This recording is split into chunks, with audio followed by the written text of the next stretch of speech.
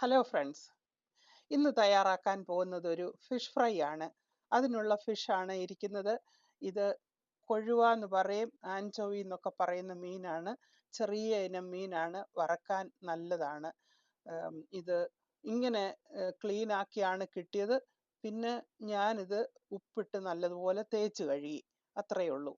ഇങ്ങനെ നല്ല അതുകൊണ്ട് നല്ല ക്ലിയർ ആയിട്ട് വന്നു.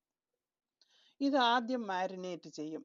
ഉം, ആ, ഒരു 30 മിനിറ്റ്സ് വെയിറ്റ് ചെയ്തിട്ടാണ് പിന്നെ വറക്കുന്നത്. അതിലേക്ക് ആവശ്യമുള്ള സാധനങ്ങൾ ഇടാൻ പോവുകയാണ്. ഇതുപോലെ നീളത്തിൽ അരിഞ്ഞു വെച്ചിരിക്കുന്ന ഉള്ളിയാണിത്. അത് അതിനകത്ത് ചേർക്കുന്നു.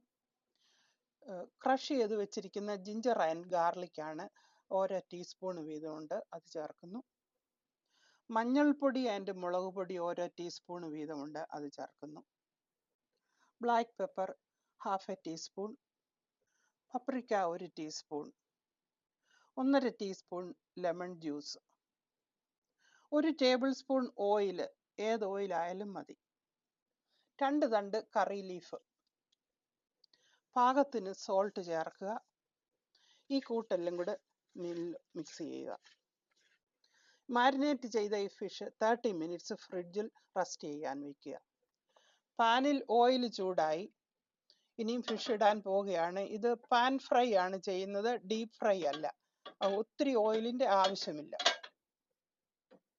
നല്ലതുപോലെ സ്പ്രെഡ് ചെയ്തിടുക. ഫ്ലെയിം മീഡിയം ടു ഹൈയിൽ ഇടാവുന്നതാണ്. ഒരു സൈഡ് റെഡി ആകുമ്പോൾ കുറേശ്ശെ ഫ്ലിപ്പ് ചെയ്ത് ഇടാവുന്നതാണ്. ഒരു സൈഡ് ഇത് മൂക്കുമ്പോൾ ഇത് ഇങ്ങനെ ഫ്ലിപ്പ് ചെയ്യാവുന്നതാണ്. കുറേശ്ശെ ഫ്ലിപ്പ് ചെയ്യുക. ഓരോരുത്തരുടെയും ടേസ്റ്റ് അനുസരിച്ച് ഇത് ഫ്രൈ ചെയ്യാവുന്നതാണ്. ക്രഞ്ച് വേണ്ടിയവർക്ക് അങ്ങനെ, സോഫ്റ്റായിട്ട് വേണ്ടിയവർക്ക് അങ്ങനെ ചെയ്യാവുന്നതാണ്. ഇത് ഫസ്റ്റ് ട്രിപ്പായിരുന്നു, അത് റെഡി ആയിരിക്കുകയാണ്. ഇനിയും ഒരു ട്രിപ്പിനൂടെ ഇടാനുണ്ട്. ഫസ്റ്റ് ട്രിപ്പ് ഇത് റെഡി ആയിരിക്കുകയാണ്, ഇത് കോരിയെടുക്കുന്നു. സെക്കൻഡ് ട്രിപ്പും ഇവിടെ റെഡി ആയിരിക്കുകയാണ്. വളരെ ടേസ്റ്റുള്ള ഈ ഫിഷ് ഫ്രൈ ഇവിടെ റെഡി ആയിരിക്കുകയാണ്. ചെറിയ മീനും വറക്കാൻ നല്ലതാണ്. നല്ല ഏത് വിധത്തിൽ വേണമെങ്കിലും എടുക്കാം. ക്രഞ്ചായിട്ടോ സോഫ്റ്റായിട്ടോ ഏത് വിധത്തിൽ വേണമെങ്കിലും എടുക്കാവുന്നതാണ്. ടേസ്റ്റി കൊഴുവ ഫ്രൈ ഇവിടെ റെഡി ആയിരിക്കുകയാണ്.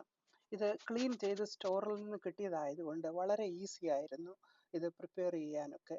ഇത് എല്ലാവർക്കും ഇങ്ങനെ ഒന്ന് ഉണ്ടാക്കി നോക്കാവുന്നതാണ്. വളരെ ടേസ്റ്റ് ഉണ്ട്. Thank you for watching.